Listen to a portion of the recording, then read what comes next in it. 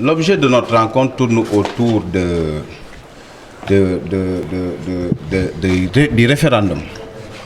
Il s'agit simplement de réunir l'ensemble de nos camarades et bien sûr qui sont les plus responsables au niveau de tous les départements du Sénégal, à représenter au niveau de l'UCAD.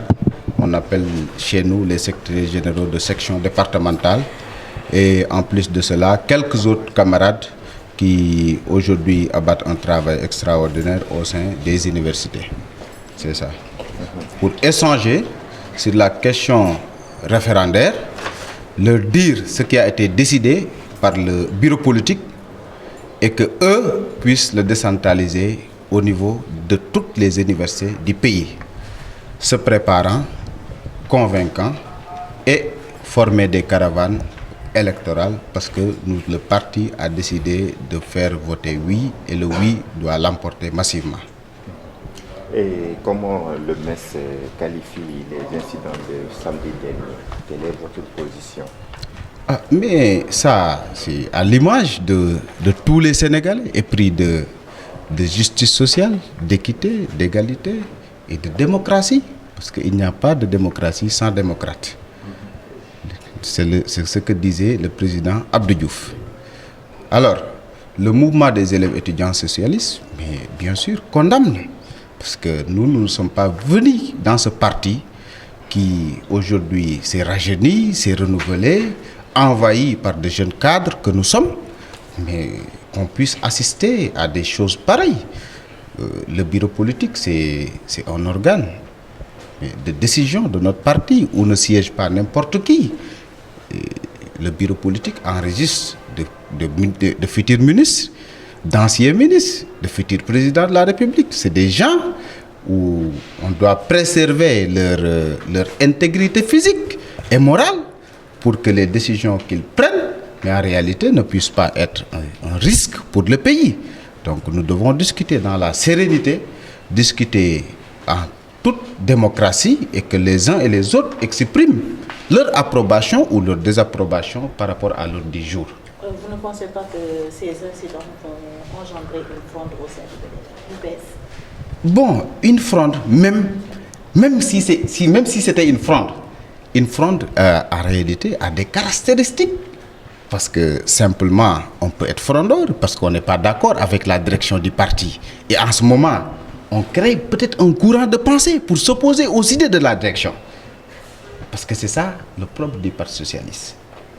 Nous sommes, je peux dire, l'âme de la vie politique sénégalaise. Ce n'est pas à nous, Parti socialiste, d'impulser une dynamique libérale qui était peut-être vue au niveau des autres partis. Mais en réalité, ce qu'on a vu est condamnable. Nous le condamnons fermement. Ce n'est pas de la démocratie. Et ceux qui l'ont fait, je pense qu'actuellement, ils sont en train de le regretter. Parce que personne n'a été gagnant. Bon, de toutes les façons, tout le monde a indexé des camarades. Nous, mouvement élèves étudiants socialistes, nous n'entrerons pas dans ce débat.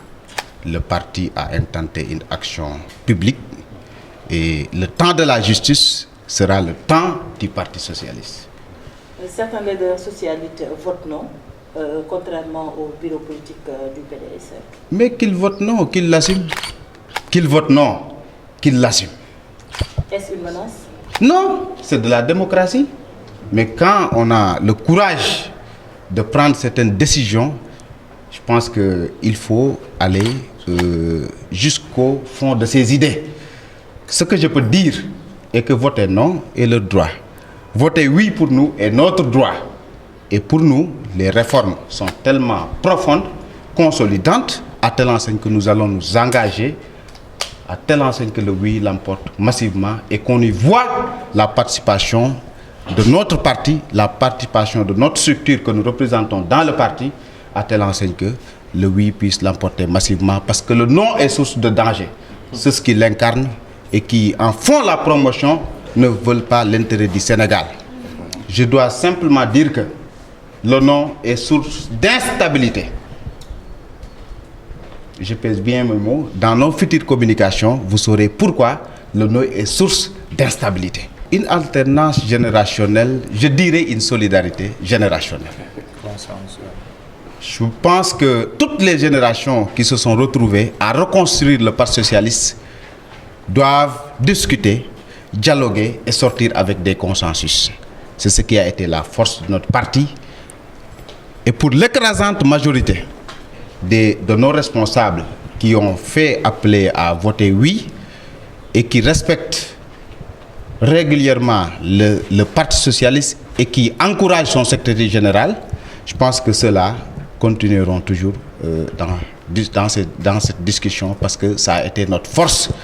Ce que je voudrais dire simplement est que le Parti socialiste se caractérise par une particularité.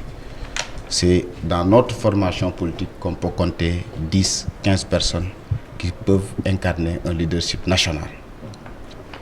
Parce que maintenant, cela doit être notre force ou notre faiblesse.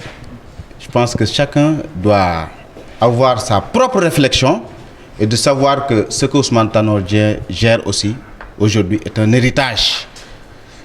Personne n'a le droit de le brader. Et je dis que Ousmane Tanor Dieng, qui le connaît, pour tous les sacrifices consentis à la tête de cette direction-là, ne dirigera jamais le Parti socialiste dans une direction qui n'est pas la bonne. Nous l'avons suivi.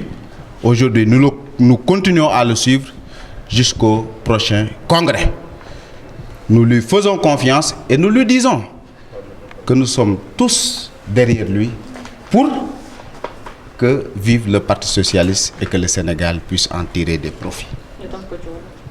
Lerol.net, s'informer en temps réel. Site d'information exclusive numéro 1, www.lerol.net. Un nouveau look de Lerol.net, une valeur sûre du journalisme en ligne. 12 journalistes, des reporters sur le terrain, dont des anciens éléments, des renseignements généraux pour les investigations, des enquêtes fouillées, des reportages chocs et une rubrique People riche en infos, sans oublier la Web TV.